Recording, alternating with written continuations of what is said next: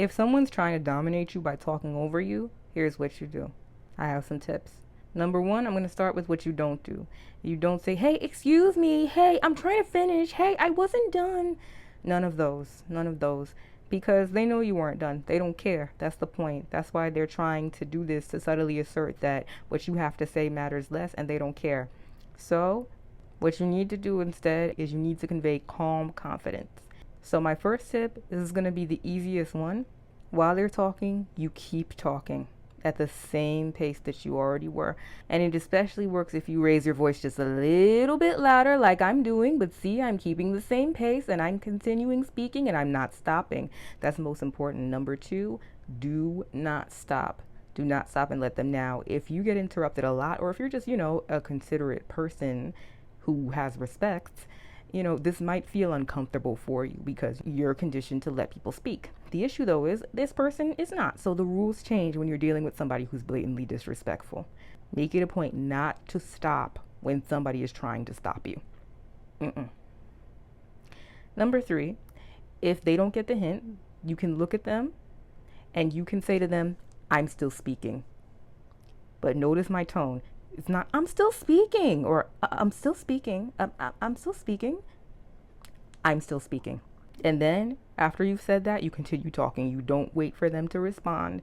You don't wait for them to protest, because if you wait for them to respond, that means now they're talking and not you. So technically, even though you tried to assert a boundary, they're doing exactly what they wanted in the first place, which was to stop you so that they can stop, or so that they can start and have the floor. But if you just calmly but firmly say, I'm still speaking, it'll work, because someone who's trying to do that likely doesn't expect that from you, especially if this person has done it several times before. So that low tone and that quick phrase communicates that you're not intimidated by them. That's the number one thing. And number two, by going right back to speaking, you're showing that he did not faze you and that you have the floor right now and you know it, which leads me into the next point. You have to believe that you have the right to speak and that you deserve to be heard. And the reason I'm mentioning this tip in particular is because a lot of the time, what you believe shows up in your actions and shows up in your energy.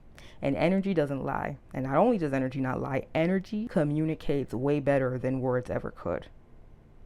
You naturally show up differently when you're more confident, and this goes for anything. Like, I'll tell you a personal story for me.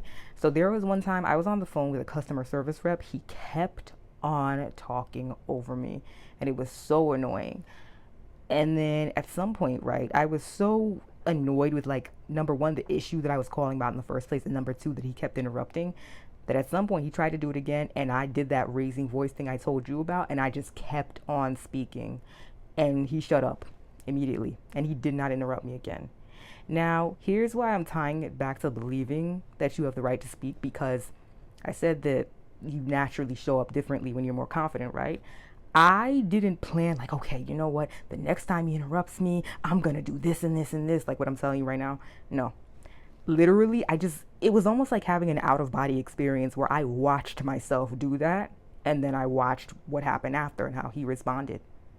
And that's because I genuinely believed that I had the right to speak. It didn't even cross my mind at that moment to let him talk over me.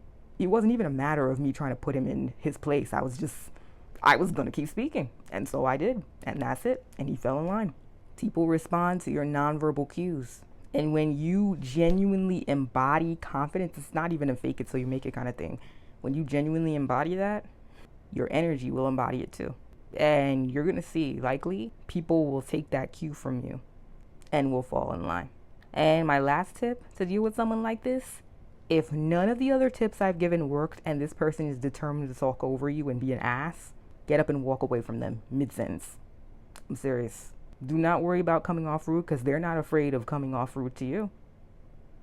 In fact, walking away is going to send the message like nothing else, because normally walking away from somebody is very rude, especially if they're in the middle of talking, but there is nothing that communicates I don't give a damn about you or what you have to say like getting up and walking away mid-sentence. And we don't give a damn about someone who tries to pull power moves, right? Exactly.